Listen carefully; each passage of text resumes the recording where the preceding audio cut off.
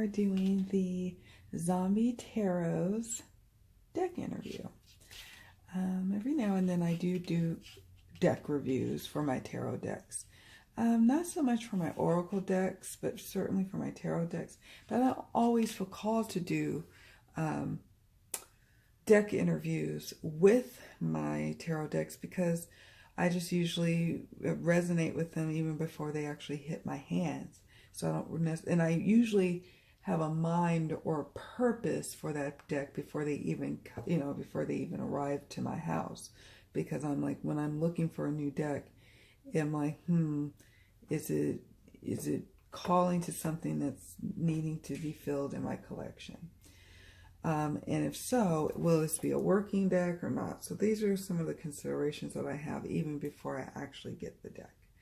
But sometimes there are decks that I do want to just kind of get a better understanding of how best to work with it, because it really could go in any direction.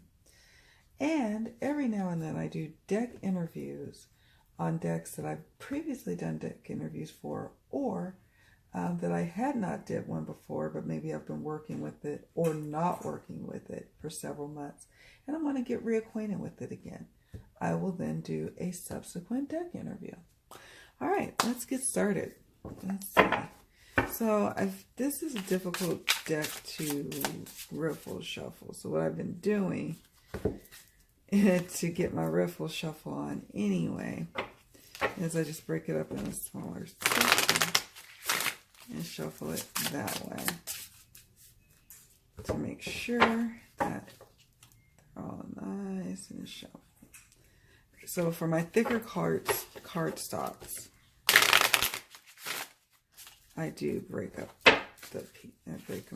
break up the deck. Okay, and I did shuffle this really good before we started recording, so I don't think I need to do much else with that.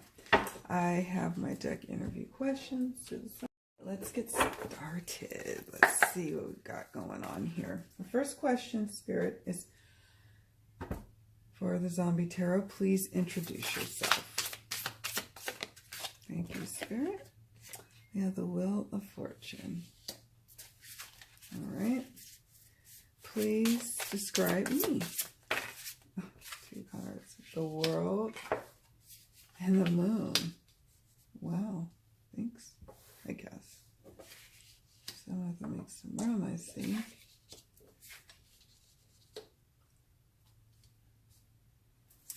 Next up, your strengths as a deck. What are your strengths as a deck? 10 of Hazards. I can put this here. So 10 of Hazards and Ace of Swords. Okay.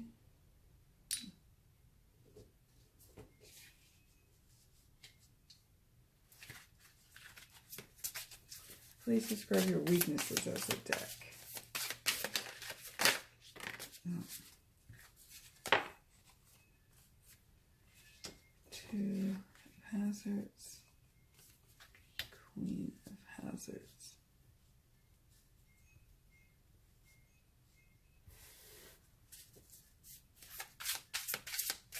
What can I learn from you? Strength and 3 of Wands.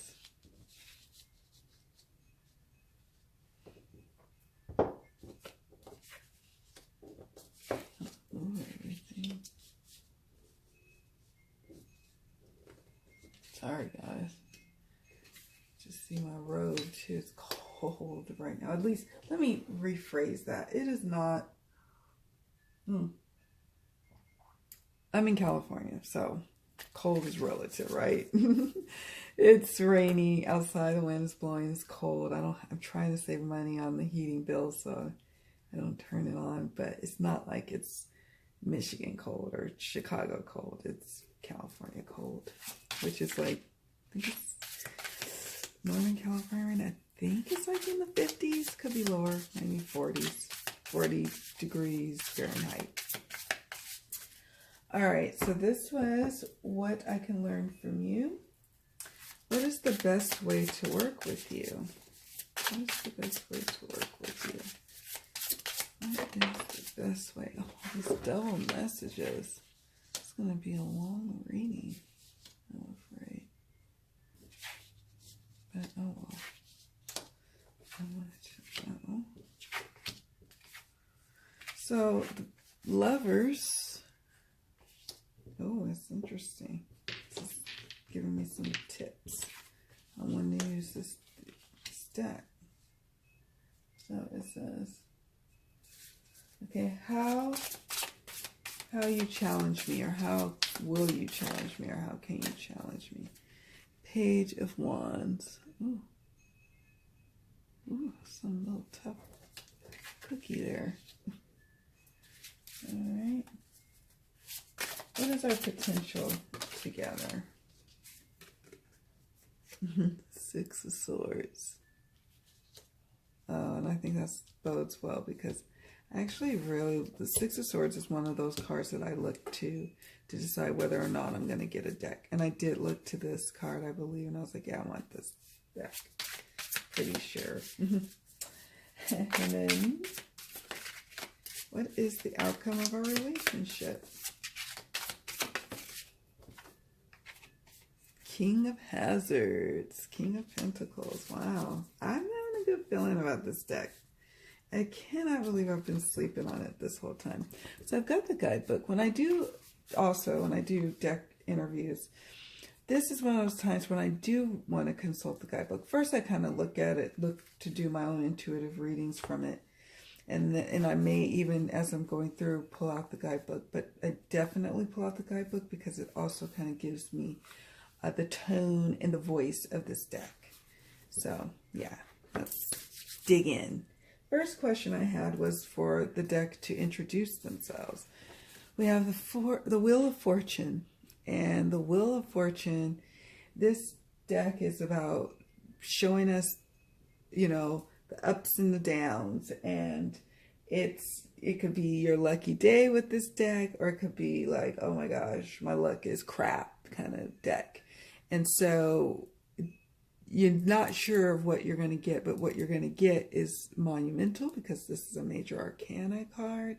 And what you're going to get is probably going to, this deck will have some advice that will be able to move you from one area to the other, move you out of the negative aspects of the Wheel of Fortune into the positive, is what I get. So I'm going to take a look at the cute guidebook. That's another reason why I want to play with this deck tonight.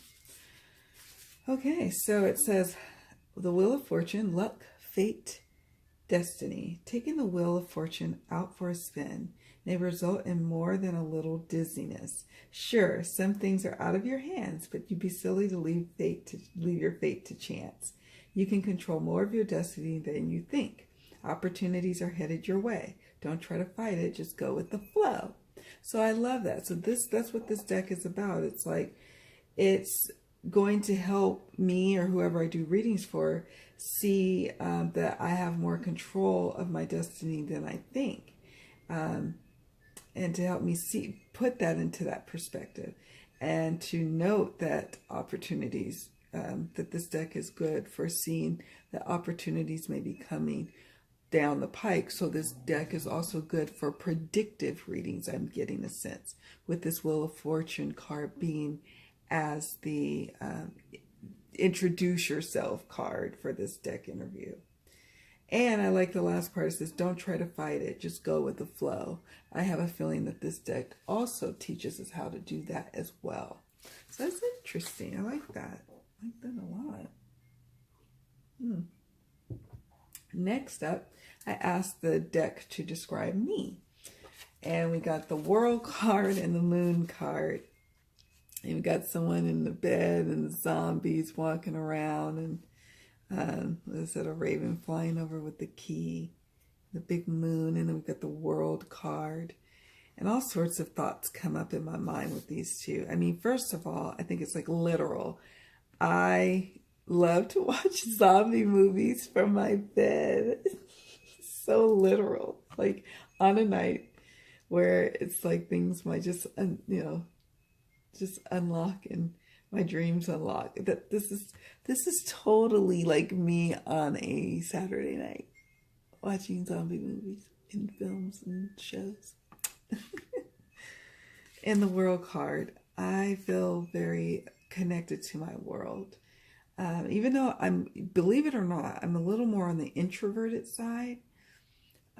However, I still love being with the people of the world. And so the world card, I'm trying to access people all over the world. There, and it's a beautiful time where people can access me from all across the world. It's just a powerful time. And I want to be able to bring that connection to others. I love these cards so much. I cannot believe I like this deck so much. It's such a little sleeper deck for me. So it says the world. So keeping the question in mind that this question was to describe me. The deck was to describe me. We have karma, acceptance, that's judgment. The world, lesson learned, end of a journey, completion. It's the end of a cycle. As the world goes up in flames, our two lovers are safe in their fallout shelter, ready to meet the new day and begin the fool's journey all over again. The world represents the achievement of a goal or the end of stage in your life. Where do you go from here? And the truth is, I am starting to enter some end stages in my life. My oldest is planning to move out of the house this year, and we'll see. I mean, it's really looking that way, and so that's coming to an end for sure. My insurance career, I'm hoping to retire from it in, say, the next year or two. And not necessarily I'm going to be retiring from work. Obviously, I've still got quite a few years to go. But retiring from that line of work was a dream of mine, and I can feel it and sense it inside of me that it is naturally coming to a close. So that's interesting. But new beginnings are coming, and new beginnings within my family. My middle child, he's 16, working on getting his license. And my 7-year-old, she's still around, going to be around in the house for a good long while. I always have new beginnings with her. I have new beginnings with my tarot and crystal and jewelry business. And new beginnings, just as a woman entering the stage of her life where she will start having empty nest stuff going on. So it's an interesting card, quite interesting. And I like, for my interpretation, of linking the world together through the use of the internet. The moon. The wind is picking up. It's like going to be 40-mile-per-hour gusts, I think. It's a deception, secrets, intuition. The midnight sun erases the doubts and fears that cloud the mind and allow the subconscious to explore possibilities through doubt. Excuse me. Let's say through doubts. Let me read that again. The midnight sun erases the doubts and fears that cloud the mind and allows the subconscious to explore the possibilities through dreams. That little bird flying to freedom may hold the key to your problems. Watch for symbols while you sleep. This is a time to trust your instincts and intuition. And I am very much that person, like always trying to trust my instincts and intuition, that I like to help illuminate things for people. I like to be the key for people to unlock knowledge and happiness and wisdom. And I like when that happens for me, when someone or something does that for me. So I, in turn, try to pass that on to others, that phenomenon, that feeling. So I love that. Thank you. Thank you, Spirit. All right, next up, we have the question. Your strengths as a deck. And then we have the 10 of Hazards, which is traditionally the 10 of Pentacles, and the Ace of Swords. So definitely the strengths is helping us to cultivate an abundant and happy and fulfilled life, full of resources, teaching us how to not exploit, but really gain and just glean as much of the resources as we possibly can, which leads to great satisfaction in our lives and new beginnings, new thoughts, new ideas. This deck is great for helping us to have jumpstart some new beginnings off of some new ideas and a new clarity of thought around a situation, or just better understanding of a situation. So I think that's interesting. Let's see. This is also how I get to know my decks. Let's see. I wish you could hear the wind. It's so loud. Oh, wow, that's beautiful.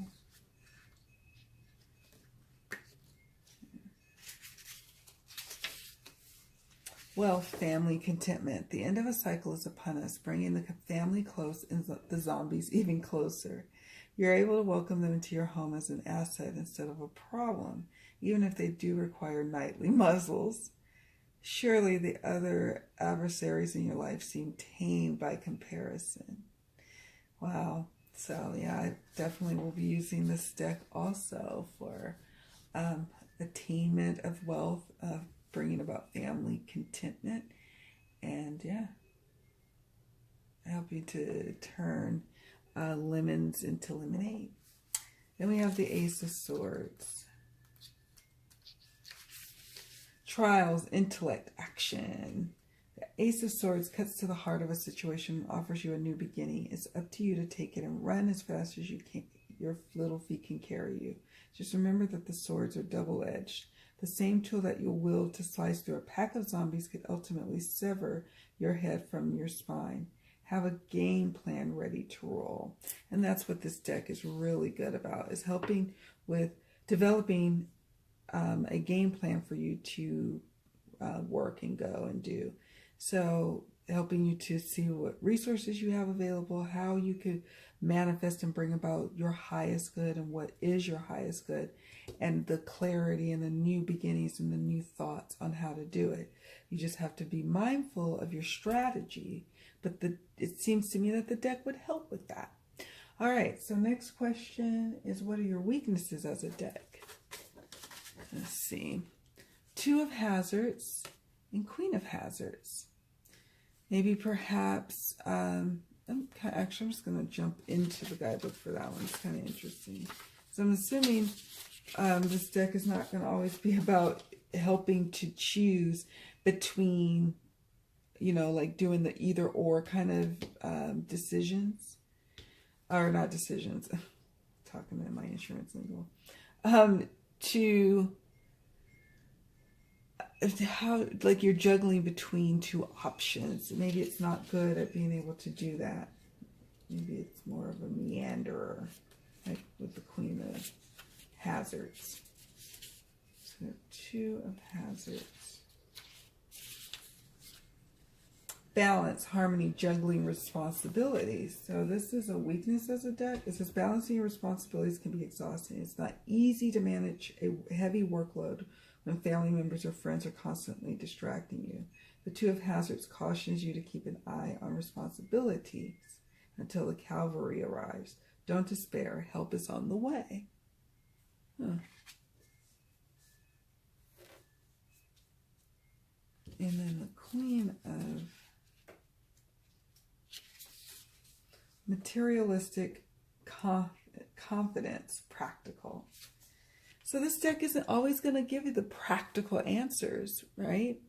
This deck isn't going to always give you the easy answers, it seems, with the Two of Hazards either. It's going to give you the answers, and they may not be easy to digest. It may take a while to digest them. So be prepared for that. Be prepared. I need to be prepared to leave the cards on the table for a while and come back and maybe look at the cards again for additional meanings. It may be an ongoing process is what I'm getting here. And yeah, it says here, tough as nails on the outside, the Queen of Hazards is gooey as gumdrops when no one's paying attention. I like that. She has a nurturing side, but don't expect any hugs. She may symbolize a friend or employer who expects too much of you in return.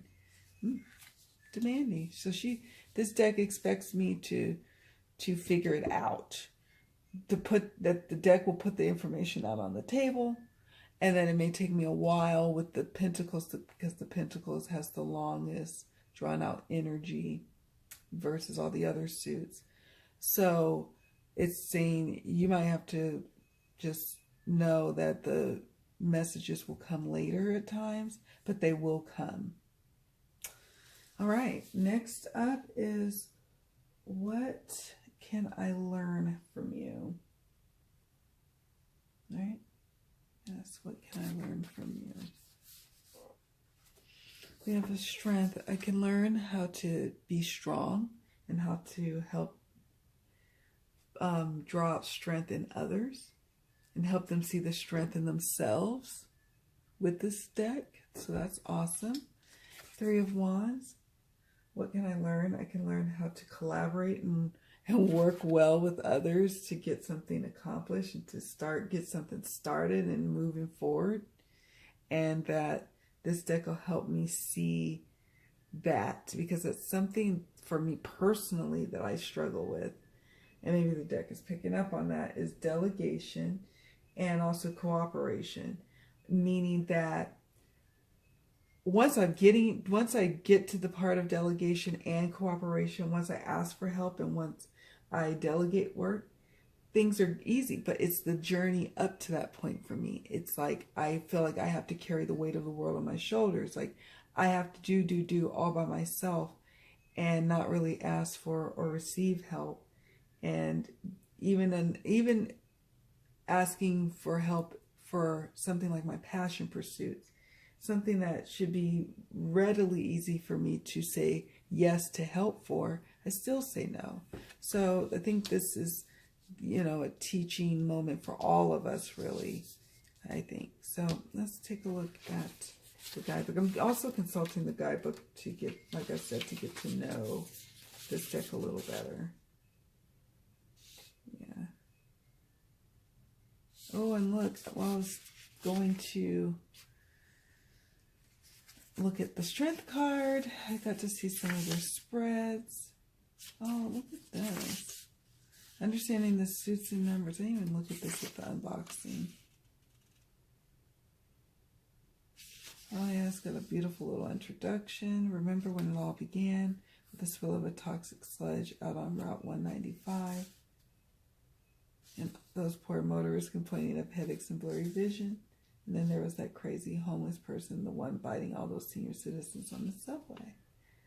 Followed by a series of violent encounters at the local hospital. So it goes into this zombie story, understanding the suits and numbers.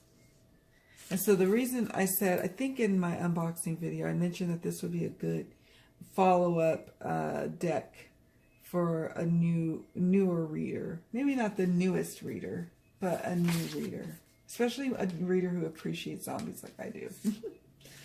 All right, and then I saw, this is what made me stop, the broken heart spread. If you're nursing the pain of a broken heart, take comfort in knowing that things could be worse. At least you still have a heart. Use the spread to gauge your chances of restoring a troubled relationship. It's got some awesome questions here. Oh my goodness. This card represents the central issue of your relationship. This card represents how you see the other person.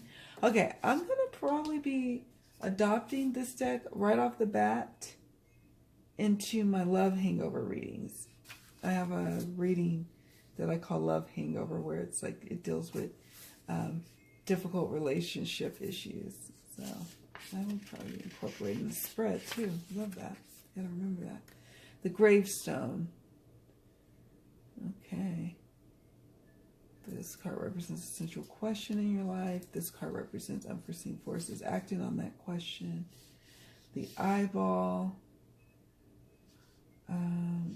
This card represents the previous month. This card represents an overview of the current month. Interesting. It's like a timing type of spread. The severed head.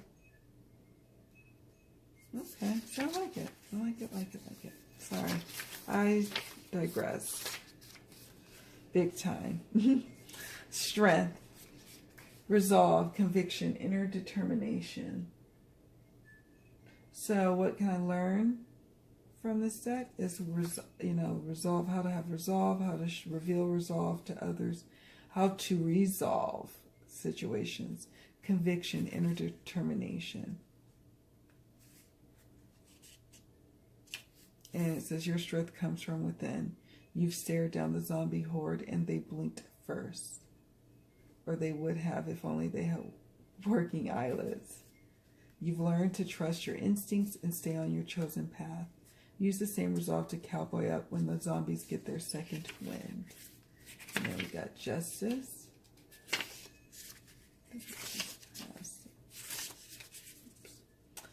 Impartiality, fairness, equality. Oh, where am I going? No. I'm like getting ahead of myself. Like, no, it's late here actually. I need to be in bed. But I wanted to do this tonight.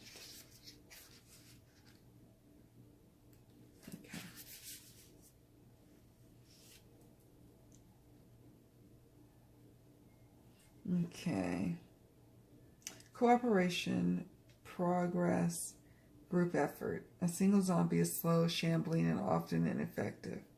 About 100 zombies, suddenly you've got a powerful army. It's time to pull the members of your team into a huddle. Okay. Combining resources with others will help you get further faster. So it will help us. I will learn that from this deck, and I'm excited about that. Okay, the next question is, what is the best way to work with me? Or work with you, I should say, not work with me. We have the Lovers and Justice. And right off the bat, after I started realizing and having an epiphany moment about this deck, I started to think this is definitely a deck that's good for love issues that needs to be kind of balanced and looked at and assessed, and bringing some balance to that love situation. And like, I think that's what this deck is really going to be good for me for. And it's saying, you know, it's saying to consult this deck when it comes to lovers issues or even matters of judicial affairs with the Justice card. I mean, these could be literal meanings that I'm dealing with here. That it's great for love readings. It's also great for, you know, other kinds of readings, justice readings, general life readings. It just really, but I really get a strong sense when I was reading one of the other questions that it was speaking to, I don't know, I just got to, oh, it was the guidebook, that this might be a really good love hangover kind of deck. So we'll see. I'm going to look at the Lovers.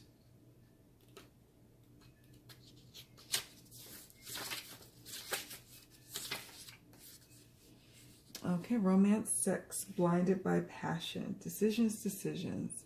So it'll be a good deck for love decisions, I think. Where do you start, the head or the heart? The Lovers are duality, emotion, and you must make up your mind before moving on to the next phase. If you decide to overlook that your new lover is one of the undead, don't be surprised when he or she rips your heart out. Maybe it's better to leave this relationship behind. It's starting to stink. Yeah, definitely. It's going to be an alternate choice. And then Justice, impartiality, fairness, and equality. All right. It says, thankfully, you can count on justice to right the wrongs, restore harmony, and offer a karmic slap to the back of the head to those who deserve it. Fight the good fight. Don't be on the other side of the slap. So I like that. I like what I'm gleaning from this reading so far. Next up is how you challenge me. Page of Wands. Definitely, goodness, a baby zombie. How wrong is that? I love it though. I love it. I love it. Love it. Love it. Just love this little deck.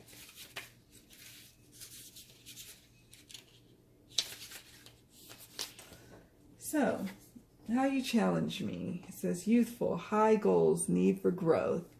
So, this deck is going to challenge me to remain youthful. Sometimes I get into this habit of making, like, aging myself and others around me.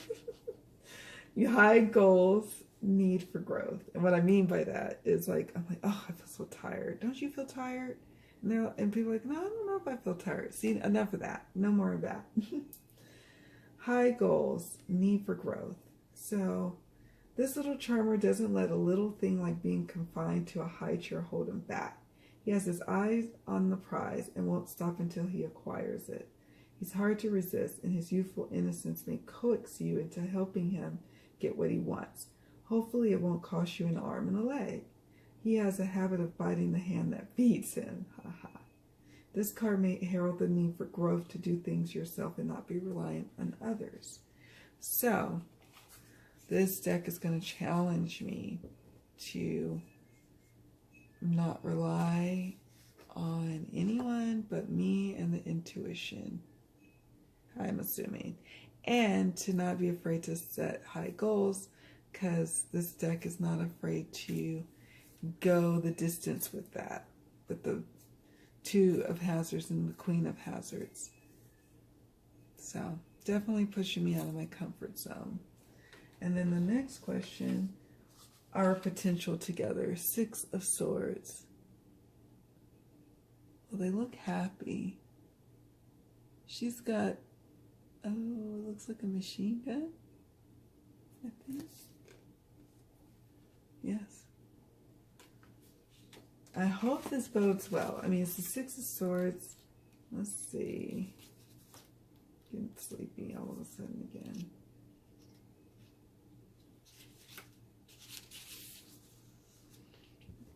Okay, it says travel, leaving the past behind, transition.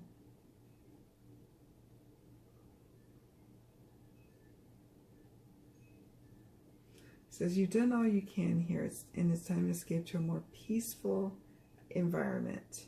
The zombies in your wake represent the scars that hide just beneath the watery surface of your subconscious. Let them heal. They can't hurt you anymore. So this deck will be a nice respite from time to time for my other love decks, the decks that I use for my love readings, my love hangover readings, or just any readings, for example. This deck will be a nice rest when I need it from them, or just need a rest for myself. So I like that. The potential is great, I think, and I know you guys probably don't understand that necessarily because it is the Six of Swords. But for me personally, it's great because this is a card that means a lot to me. The Six of Swords has some sentimental value.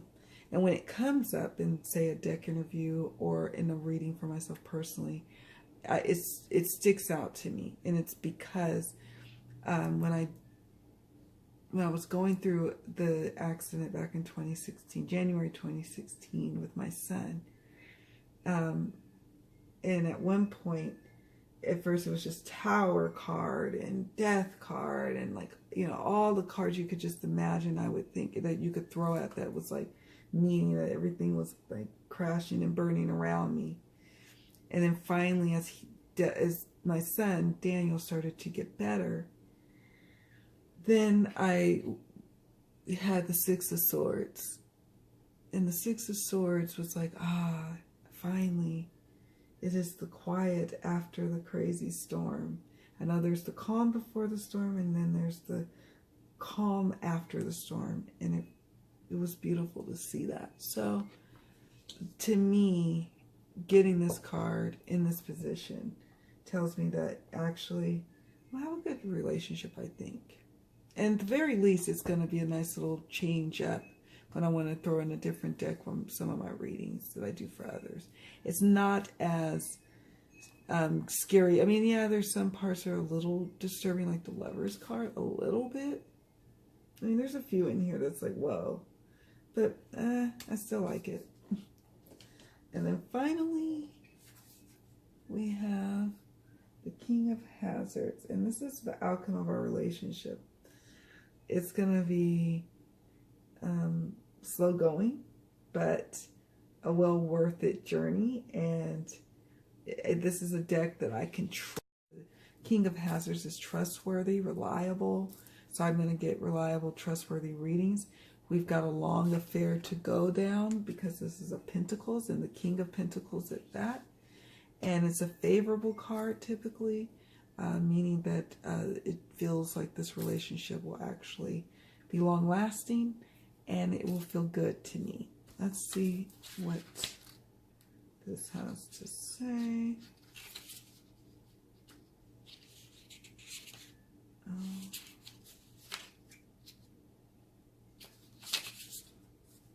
Distant, hard work businessman. Steady, reliable, and slightly boring. The King of Hazards is shackled to his material possessions and proud to admit it. Go to him for advice on money or investing, and he'll never steer you wrong. Although this is, I can't even read this. Let me read this over again. Steady, reliable, and slightly boring. The King of Hazards is shackled to its material possessions and proud to admit it. Go to him for advice on money or investing, and he'll never steer you wrong. Although this person may be a valuable ally in a business endeavor, he can be somewhat distant in personal or family relationships. He may represent an older man looking out for your well-being. So this tells me also that there are times when this deck is not really probably the deck I need to go to for feeling lovey-dovey or to come over. You know, there's some decks like my, the Hip Chicks Tarot. They're trying to think. There's a few decks that I have that I go to for comfort. I go to, no, I'm going to get some gentle messages. Or maybe like Poppy Palin's, cannot even think tonight. The Everyday Enchantment, Tarot. Those decks kind of give me comfort. And just it has a softer voice, whereas this one is like, I'm going to put it out there. I'm good at giving you the facts. I'm not going to sit up here and sugarcoat it for you. You just need to get the information. You'll get it. It's going to be reliable information, but don't expect too much more from me beyond that. Which is, hey, it's okay. And it's going to be a successful relationship because the King of Pentacles is successful. It's just, I don't need to go into it thinking, oh, I'm going to have these messages where it's going to be so easy to digest. So knowing that about this deck, I know that when I think about using it for certain clients, I better be mindful that it needs to be a client. It needs to be for, or use, excuse me, I can't talk tonight. It needs to be brought out for a client who's able to take information and not, you know, be not offended, but just wants just the facts and all the kind, coaxing, kind of gentle kind of bedside manner for the tarot reading. It may not be there with the King of Hazards, is what I'm trying to say. So, but I'm not going to hold that against this deck because that's the nature of this deck. It's just how we're going to work with it. But I think I really like it. I really do. Let me know if you all have this deck, and let me know what you thought of this deck interview. I added questions to my deck interview this time around. It's like 9. I have to throw in 10, but I think 9 is fine. And I think I got a really good sense of the kind of deck or the readings I'm going to be using it for. And I'm excited about that. So one last question I think I can add, the 10th question. What are the energies surrounding my audience for this deck? Will this be a deck for readings for others or readings for myself? Well, this is going to be interesting. 5 of Cups.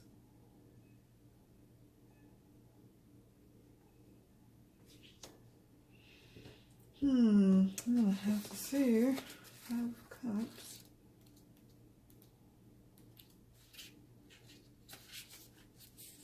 Just about to end the recording. It says loss, sadness, and grief. So, All seems lost. The mood is black. Things aren't going as you hope. You're faced with utter disappointment and cursing your mouth-watering limbs for tempting the zombie horde. Obsessing over the past can only cause pain. Turn that frown upside down and look to a future free of disgusting walking corpse. If you grieve too long, If you grieve too long, your sorrow may swallow you up. So I get a sense that this deck, or this meaning, is that I am to use this for readings no matter what, whether it's for myself or for others. If there's a call for it, especially like a love hangover reading, hopefully I never really have to deal with that again. But if I did, I could come to this deck to help address sorrow and anguish, and likewise for readings for others. So I have decks that I read for myself, and I use it to read for others. I have decks that I solely just read for others, and then I have decks that I solely read just for myself. And so I get a sense that that this deck I could use for both myself and others. So yeah, there you have it. That is my deck interview for the Zombie Tarot. And I can't wait to chat with you guys about this. Let me know what you think, either in the comments below the video or at the Facebook group, the brand spanking new Facebook group, Abundant Life Tarot. If you type it in the group, search, you will see it.